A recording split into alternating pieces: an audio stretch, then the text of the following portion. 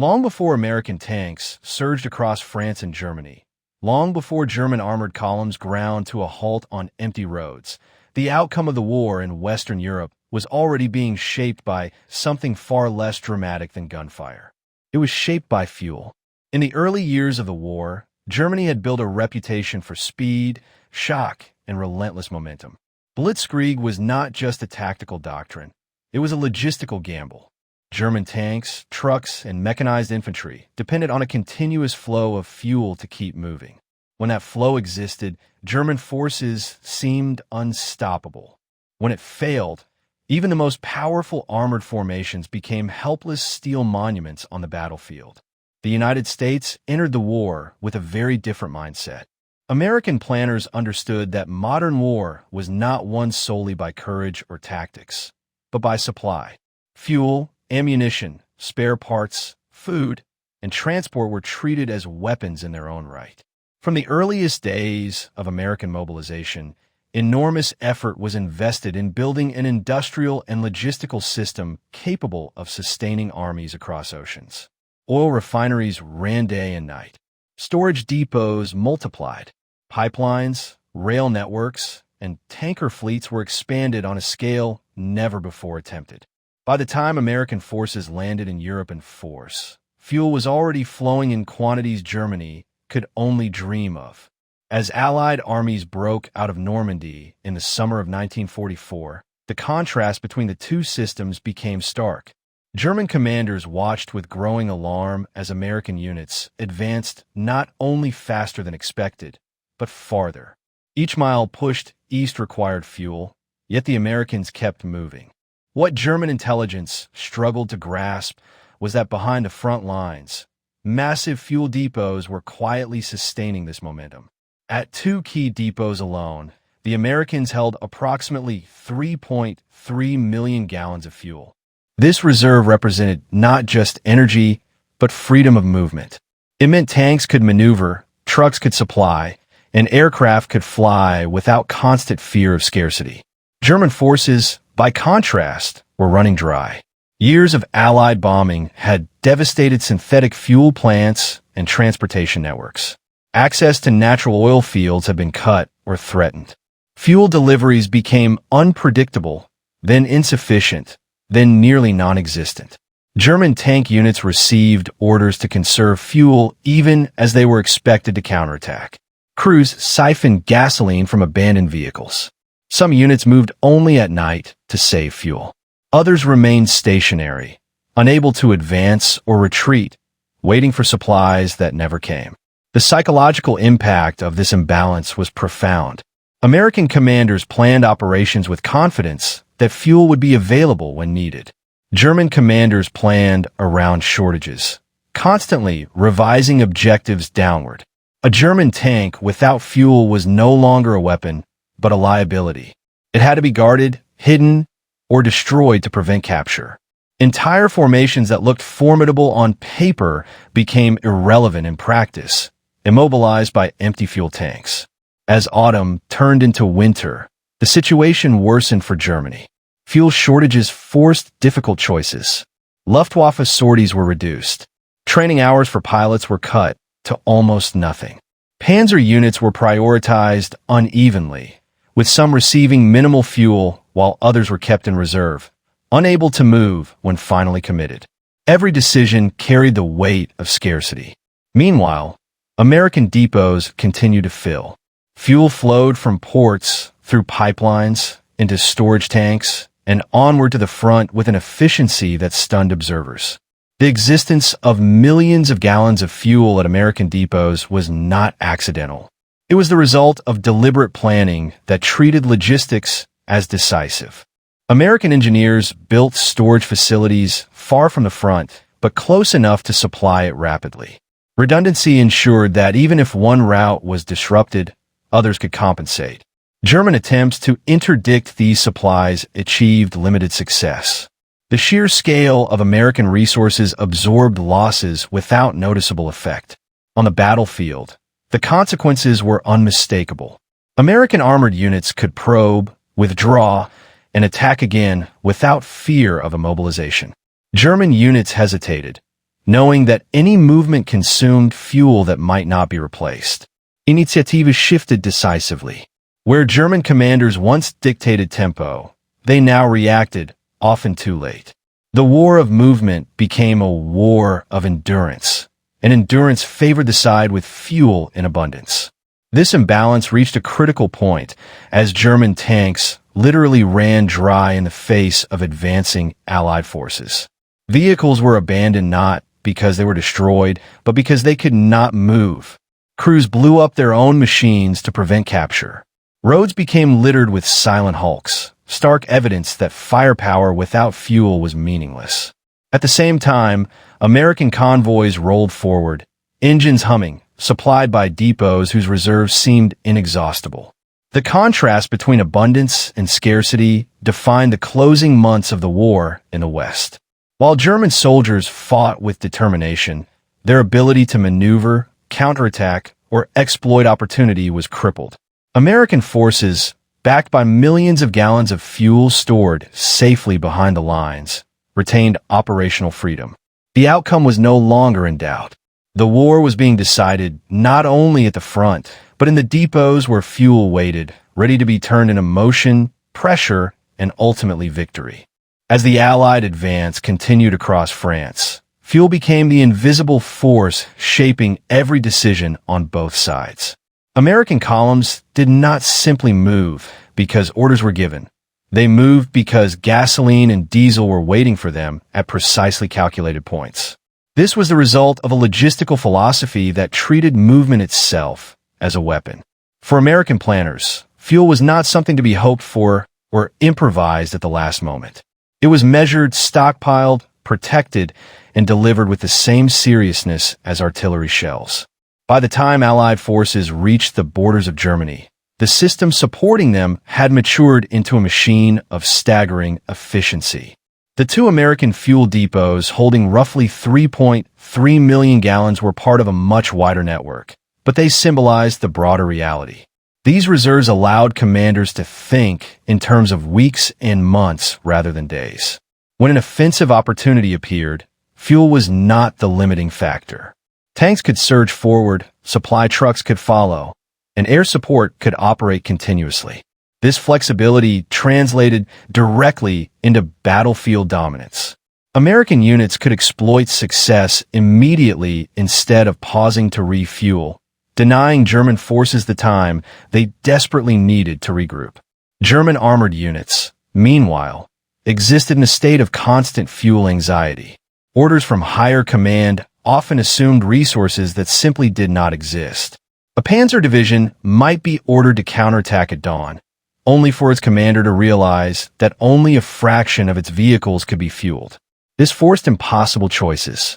Should fuel be concentrated on a few tanks to preserve a semblance of striking power, or spread thinly across the unit, risking that none could operate effectively? Either option led to failure. The German system had become reactive, shaped by shortages rather than strategy. As fuel shortages intensified, German crews adapted in desperate ways. Tanks were towed to positions rather than driven. Engines were run only when absolutely necessary. Training was abandoned entirely. Crews learned on the battlefield or not at all. Maintenance suffered because vehicles could not be test run after repairs. Even simple maneuvers became risky, as a wrong turn or unnecessary movement might consume fuel that could never be replaced. The psychological toll of this uncertainty weighed heavily on soldiers who knew their machines were only as useful as the fuel remaining in their tanks. American soldiers experienced a radically different reality. Fuel convoys were a familiar sight, moving constantly along secured routes. Pipelines snaked across liberated territory, pumping fuel directly from ports to forward depots. This infrastructure reduced dependence on vulnerable truck convoys and ensured a steady flow even as distances increased. Engineers worked around the clock to repair roads, bridges, and pipelines damaged by combat or sabotage. Each repair reinforced the American advantage, shortening supply lines while German lines grew longer and weaker. The imbalance was especially evident during moments of crisis. When German forces attempted localized counterattacks, they often achieved initial surprise but lacked the fuel to sustain momentum. Vehicles advanced a few miles, engaged briefly, and then stalled. Without fuel, retreat became as difficult as advance. Many German units found themselves trapped not by enemy fire, but by empty fuel tanks. American commanders, observing this pattern, learned to exploit it. They pressured German forces continuously, knowing that every forced movement consumed irreplaceable fuel. Fuel scarcity also undermined German coordination. Combined arms warfare requires synchronization between infantry, armor, artillery, and air support. Without fuel, armor could not arrive on time or at all. Infantry advanced without tank support, suffering heavy losses. Artillery units struggled to reposition. Air support was sporadic or non-existent due to aviation fuel shortages. What had once been a hallmark of German military effectiveness dissolved under the pressure of logistical collapse. In contrast, American combined arms operations grew more refined as the war progressed. Tanks, infantry, artillery, and aircraft operated in harmony, supported by reliable fuel supplies. Units trained together, moved together, and fought together. When plans changed, fuel availability allowed rapid adjustment. A delayed attack could be rescheduled within hours. A breakthrough could be exploited immediately. This adaptability magnified American numerical and industrial advantages, turning them into decisive battlefield effects. The presence of millions of gallons of fuel in secure depots also influenced strategic thinking at the highest levels. Allied commanders could afford to take calculated risks, confident that logistical support would follow. They could concentrate forces, shift axes of advance, and sustain pressure across a broad front. German commanders, constrained by fuel shortages, were forced into a defensive posture. Even when opportunities appeared, they lacked the means to exploit them fully. The initiative, once seized by Germany early in the war, now rested firmly with the Allies. As winter approached, conditions worsened for both sides, but the impact was unequal. Cold weather increased fuel consumption and strained engines. For American forces, this meant drawing more from ample reserves. For German forces, it meant further restriction. Vehicles that might have operated marginally in warmer weather failed entirely in the cold. Fuel thickened, engines seized, and already limited supplies dwindled faster than anticipated. Each cold night deepened the German logistical crisis.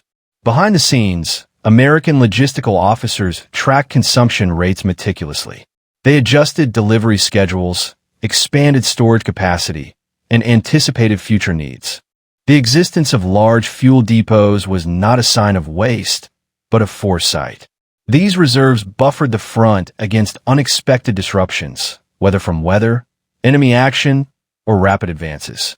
German logistics lacked such buffers. When a delivery failed, there was nothing to fall back on. The contrast between abundance and scarcity reshaped morale. American troops, while exhausted and under fire, retained confidence that they would not be stranded. German troops, even the most disciplined and experienced, faced the constant fear of immobilization. A tank crew without fuel felt isolated and vulnerable, cut off from the broader battle. This sense of helplessness eroded fighting spirit over time, contributing to the steady collapse of resistance in the West. By this stage of the war, it was clear that fuel had become as decisive as any weapon system. Guns, armor, and aircraft mattered, but only if they could move and operate. The American ability to stockpile and distribute millions of gallons of fuel transformed industrial capacity into operational dominance. German inability to do the same reduced once feared formations to static obstacles. The battlefield increasingly reflected this reality, with movement belonging to one side and stagnation to the other. Every mile advanced by American forces underscored the lesson. The war was not being won solely by tactics or bravery, but by logistics executed at scale. The fuel waiting in American depots represented potential energy, ready to be converted into pressure wherever needed. For Germany, the absence of fuel represented lost opportunity, squandered strength, and inevitable defeat. The imbalance widened with each passing week, setting the stage for the final phase of the conflict. By the final phase of the campaign in Western Europe, fuel had become the silent judge of every German plan. On paper, Germany still possessed formidable armored strength. Panzer divisions existed, tank models were feared, and experienced crews remained in the field. Yet the reality beneath those statistics was bleak. A tank without fuel was no longer a weapon of war. It could not maneuver, could not exploit terrain, and could not withdraw under pressure. It became a fixed object, vulnerable to artillery, air attack, or simple encirclement. German commanders increasingly found themselves commanding formations that existed only in reports, not in functional combat power. American forces, supported by vast fuel reserves, experienced the opposite transformation. Their units became increasingly fluid. Armored columns could advance, pause, redeploy, and strike again with confidence. This mobility created a sense of inevitability on the battlefield. German defenses were rarely allowed to stabilize. Even when a defensive line formed, American fuel-backed mobility allowed flanking movements that rendered static positions obsolete. The war had become one of motion versus paralysis, and fuel determined which side belonged to which condition. The two American depots holding roughly 3.3 million gallons of fuel represented far more than storage facilities. They were symbols of strategic depth. These reserves ensured that even if supply lines were stretched, disrupted, or temporarily delayed, frontline units would continue to operate. This buffer insulated American operations from the chaos of battle. German logistics lacked any comparable depth. When fuel deliveries failed, the consequences were immediate and severe. Entire operations were canceled or scaled down at the last moment, often after units had already begun moving. German tank crews began to internalize this reality. They learned to fight with the assumption that fuel would not be replenished. Every maneuver was calculated. Every engine start was questioned. Some crews delayed movement until the last possible moment, hoping to preserve enough fuel for a critical engagement.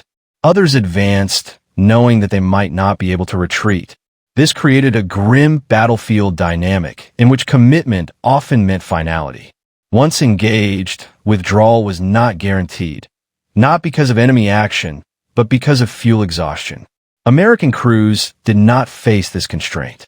Fuel trucks followed advances closely, sometimes within hours. Pipelines extended forward as territory was secured. Engineers worked under fire to ensure continuity of supply. This relentless focus on logistics allowed American units to maintain tempo. They could press attacks late into the day, knowing refueling was available. Night movements were possible. Exploitation did not pause for lack of fuel. This continuous pressure denied German forces the breathing space they desperately needed to reorganize.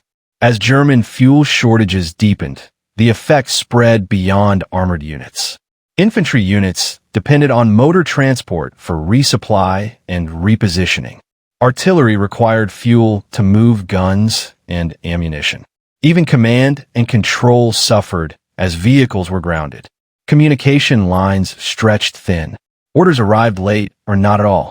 The battlefield became fragmented, with isolated units fighting local battles disconnected from any coherent operational plan.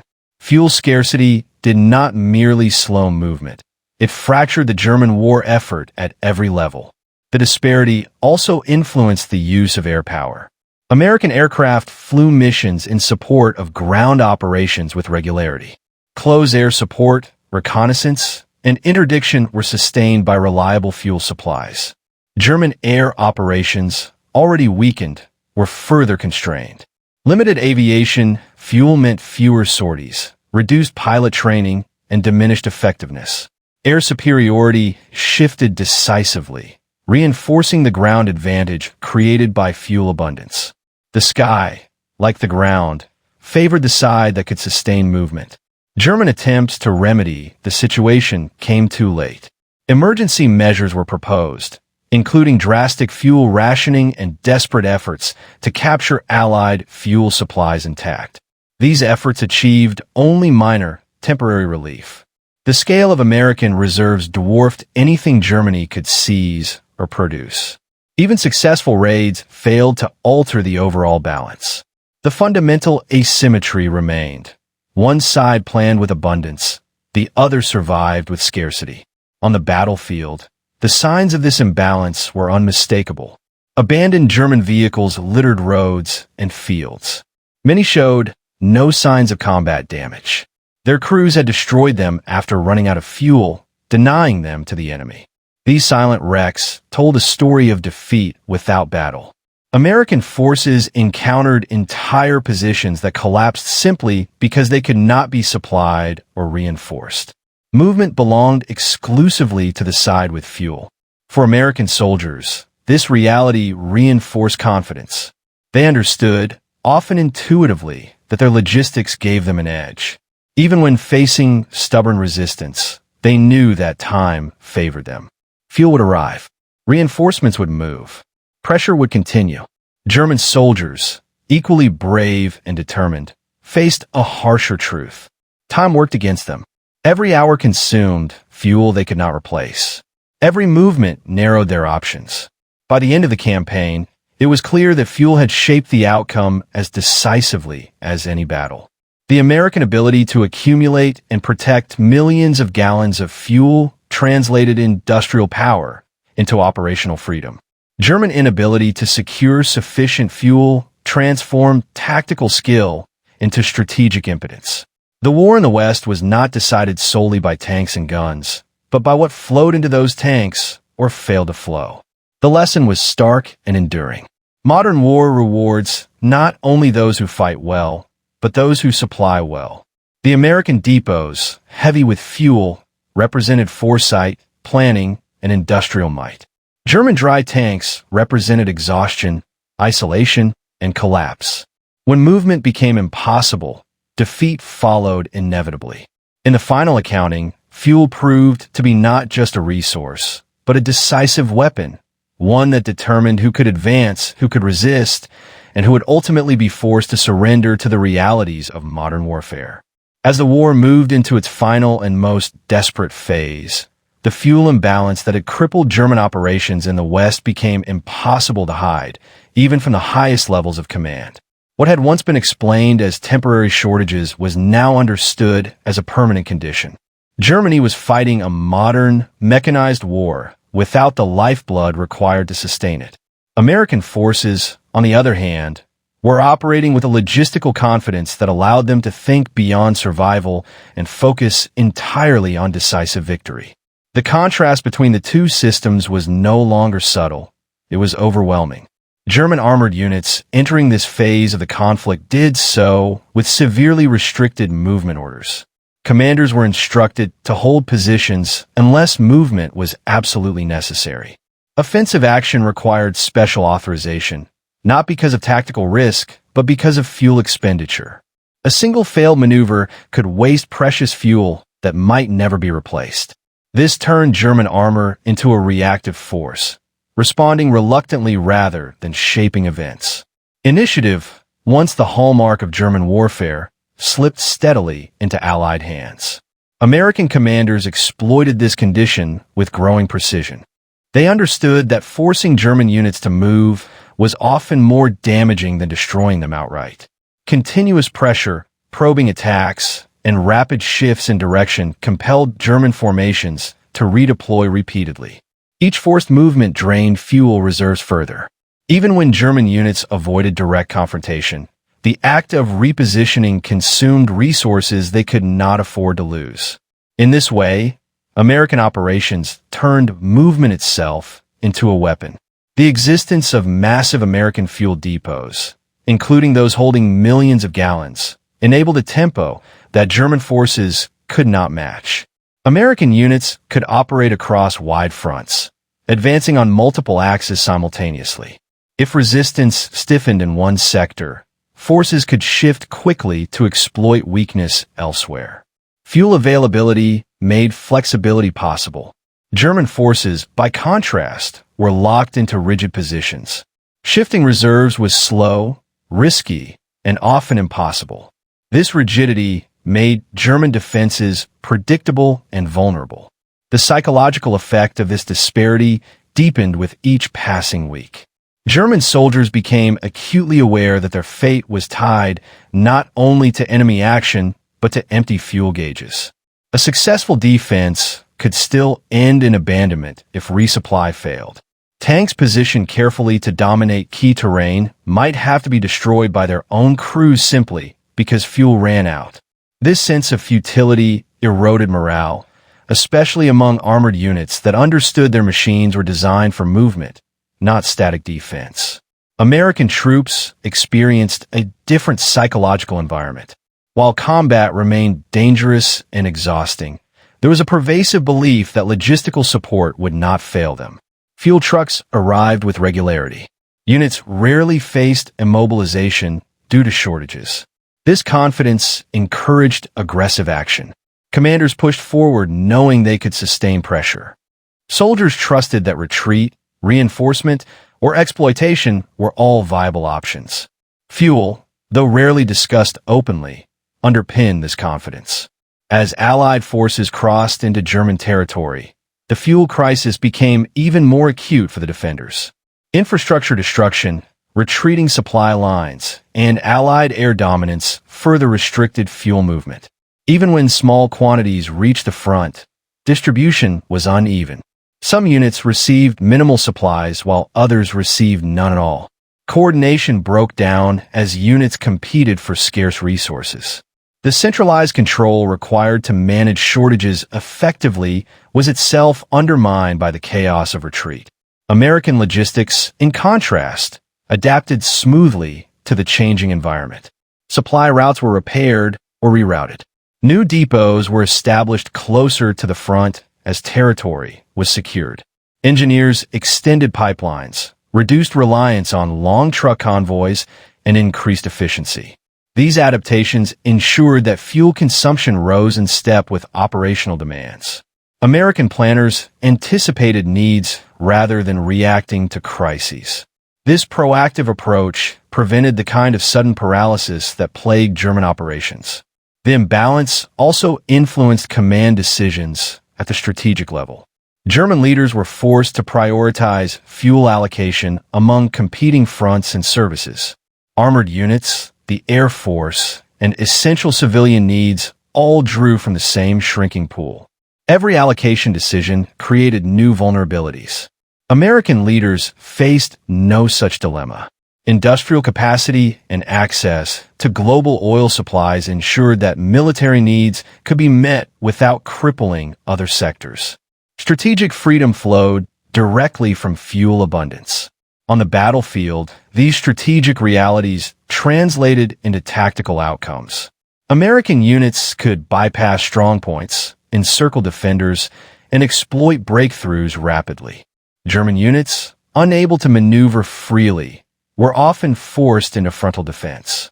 Once flanked, withdrawal was difficult or impossible. Encirclement succeeded not only because of enemy action, but because German units lacked the fuel to escape. Surrender often followed not from defeat in battle, but from logistical exhaustion. German attempts to husband fuel by limiting movement created additional problems. Static units were more vulnerable to air attack and artillery. Without the ability to relocate quickly, they became predictable targets.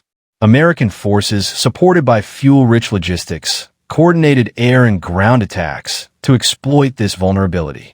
The battlefield became increasingly one-sided, with movement, initiative, and adaptability concentrated on one side. As the war progressed, fuel scarcity also affected German training and reinforcement. New crews entered combat with minimal preparation, as training consumed fuel that could not be spared. Vehicles were issued without adequate testing. Mechanical failures increased. Units broke down more frequently, further reducing operational strength. American forces, benefiting from steady fuel supplies, maintained training standards even under combat conditions. This difference compounded over time, widening the gap in effectiveness. By this stage, it was evident that fuel was shaping not just operations, but outcomes. German forces were being defeated as much by exhaustion and immobilization as by enemy fire. American forces advanced with a sense of inevitability, backed by a logistical system that transformed fuel into momentum. The depots holding millions of gallons were no longer just storage sites. They were the foundation of Allied victory. The closing phase of the war in the West demonstrated a fundamental truth of modern warfare. Firepower, skill, and courage are essential, but they are meaningless without sustained supply. The American advantage in fuel allowed constant pressure, relentless movement, and operational freedom. German shortages imposed hesitation, rigidity, and collapse. As the front lines moved steadily eastward, the outcome became unavoidable. The side that could move would win, and movement belonged entirely to the side with fuel. As Allied momentum accelerated, the German fuel crisis evolved from a severe limitation into a decisive liability that shaped the final collapse of resistance in the West. German commanders no longer debated how to conduct mobile defense. They debated whether movement was even possible. Orders increasingly emphasized holding ground at all costs, not because terrain was inherently decisive, but because movement risked total immobilization. In many cases, German units were ordered to remain in place simply because there was not enough fuel to relocate them elsewhere. What appeared outwardly as stubborn resistance was often forced immobility. American forces exploited this condition with systematic precision. Rather than attempting costly frontal assaults everywhere, they maneuvered around fixed positions, knowing German units could not easily redeploy to counter them. Roads, river crossings, and key junctions were seized quickly, cutting off already fragile supply routes. Once isolated, German units faced a grim reality. Without fuel, breakout attempts were nearly impossible. Tanks and vehicles could not concentrate for escape. Infantry units, lacking motorized transport, were left to march on foot under constant air threat. Fuel shortages also distorted German command relationships. Higher headquarters issued directives that frontline commanders knew could not be executed. Requests for fuel became routine, desperate, and often unanswered. This disconnect eroded trust within the chain of command. Field officers learned to interpret orders creatively, doing what was possible rather than what was demanded. This fragmentation further weakened coordination, turning what should have been unified defensive efforts into isolated, local struggles. For American commanders, fuel abundance simplified decision-making. Plans could be based on tactical and strategic considerations rather than logistical desperation. If a route was blocked, an alternative could be used. If resistance proved stronger than expected, forces could pause briefly, regroup, and resume the advance without fear of supply collapse. This flexibility allowed American units to maintain pressure across a wide front, preventing German forces from concentrating strength at any single point. The contrast was especially evident during attempts at German counteroffensives. Even when planning was ambitious, execution was constrained from start. Units assigned to attack often assembled with only enough fuel for the initial movement.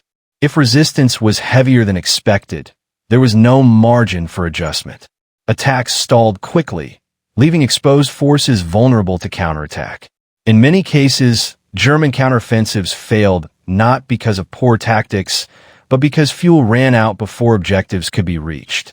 American units, by contrast, could exploit success relentlessly. When a breakthrough occurred, fuel reserves allowed rapid reinforcement and deep penetration. Armored columns pushed forward, supply trucks followed, and air support expanded the breach. German defenders, unable to maneuver effectively, found themselves overwhelmed by speed rather than sheer numbers. This created a cascading effect, where each breakthrough made the next easier, accelerating the overall collapse. Fuel scarcity also undermined German defensive doctrine. Defense in depth requires mobility, allowing units to withdraw, reposition, and counterattack. Without fuel, depth collapsed into rigidity. defensive lines became brittle. Once penetrated, they could not be restored. American forces recognized this and focused on creating multiple pressure points, forcing German units to choose where to respond, knowing that fuel shortages would prevent effective reaction everywhere. At the tactical level, German tank crews faced impossible dilemmas. Engaging the enemy consumed fuel, but disengaging required even more. Crews often waited until American forces were dangerously close before moving, hoping to conserve enough fuel for a single decisive action. This hesitation reduced initiative and increased vulnerability. American crews, confident in resupply, acted aggressively, probing defenses and forcing reactions. The imbalance in confidence and capability was stark. American logistical superiority extended beyond fuel itself. Maintenance units, spare parts, and trained mechanics ensured that vehicles remained operational. Fuel flowed into machines that could use it effectively. German units, lacking fuel, also lacked the means to maintain vehicles properly. Machines broke down and could not be repaired or tested. Some vehicles that might have fought effectively were abandoned simply because their condition could not be verified without fuel. This compounded losses beyond those inflicted by combat. Air power magnified these effects. American aircraft targeted transportation networks, bridges, and remaining fuel depots, further constricting German supply. With limited fuel, German air defense was sporadic and often ineffective. Ground units faced constant aerial observation, making concealment and movement even more difficult. Any attempt to relocate risked detection and attack. Fuel scarcity thus interacted with air superiority to create a suffocating operational environment.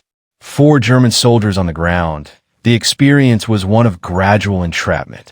Even when holding strong positions, they knew that retreat might not be possible. Orders to withdraw were sometimes met with grim calculation rather than relief. Could the unit move at all? Would fuel last long enough to reach the next position?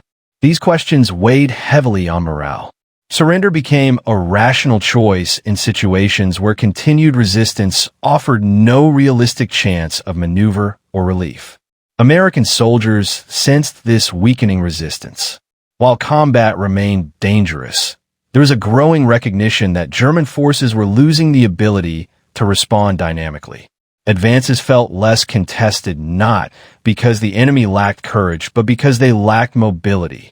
The battlefield increasingly favored the side that could choose when and where to fight. Fuel abundance gave Americans that choice. At the strategic level, the cumulative impact of fuel disparity became decisive. German leadership could no longer synchronize operations across fronts. Decisions were constrained by scarcity at every turn. American leadership, supported by industrial output and logistical planning, retained freedom of action. They could press the advance continuously, confident that fuel reserves would sustain operations until final victory. By this stage of the war, the outcome was no longer determined by individual battles. It was determined by systems. One system produced fuel in vast quantities, stored it safely, and delivered it efficiently. The other struggled to produce enough to survive. The battlefield reflected this imbalance relentlessly. Movement, initiative, and adaptability belonged to one side alone. Fuel, once an enabler of German success, had become the instrument of its defeat. Every stalled vehicle, every abandoned tank, and every immobilized unit testified to the same truth. Without fuel, modern armies cannot fight, maneuver, or survive. The American ability to sustain millions of gallons of fuel behind the front ensured continuous pressure. German inability to do so ensured collapse. The war was approaching its conclusion, and fuel had written its final chapters. In the final weeks of the war in Western Europe, the fuel imbalance reached its ultimate conclusion. German forces were no longer fighting to maneuver or counterattack. They were fighting to delay the inevitable.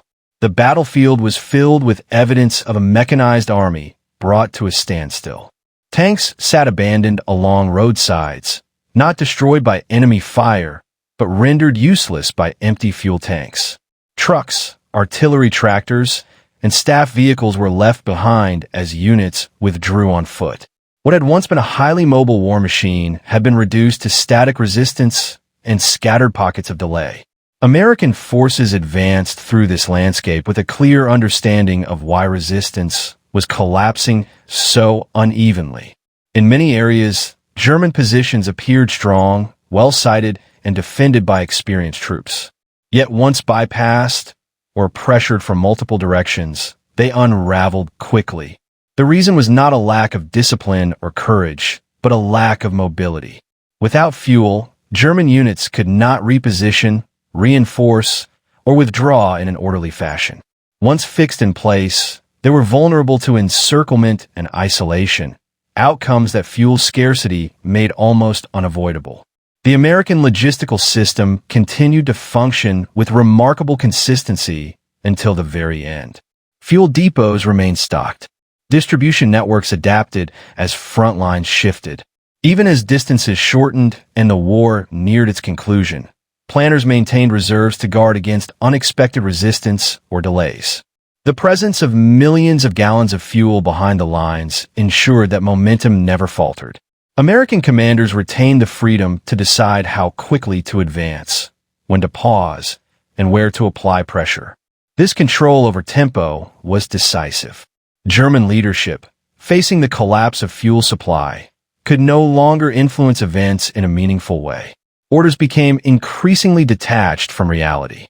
Units were instructed to hold or counterattack without regard to whether movement was physically possible. Frontline commanders often ignored or modified these orders out of necessity, acting on what little fuel remained rather than on directives from above. The centralized command structure that once coordinated rapid advances now struggled to manage immobility and fragmentation. The human experience of this collapse was stark. German tank crews destroyed their own vehicles with heavy hearts, knowing that years of training and effort were being erased not by defeat in combat, but by logistical failure. Infantry units watched helplessly as armored support they depended on became immobile. Morale suffered as soldiers realized that their fate was being decided by shortages far beyond their control. The war had become a contest they could not influence through skill or bravery alone. American soldiers, advancing steadily, encountered this reality firsthand. They captured large numbers of intact but unusable vehicles. Prisoners frequently cited lack of fuel as the reason for surrender. Resistance often collapsed once units were cut off, not because of overwhelming firepower, but because there was no realistic path to escape or resupply. Fuel scarcity turned tactical setbacks into strategic disasters for German forces. The contrast between the two sides underscored a central lesson of modern warfare.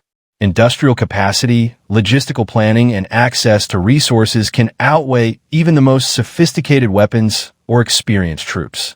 The American ability to accumulate and safeguard massive fuel reserves transformed economic strength into battlefield dominance.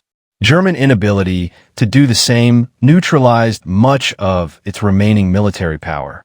The war was decided not only by battles fought, but by systems sustained. As Allied forces pushed deeper and resistance faded, the role of fuel became even clearer in retrospect. Every successful advance had been underwritten by reliable supply. Every German failure could be traced, in part, to scarcity.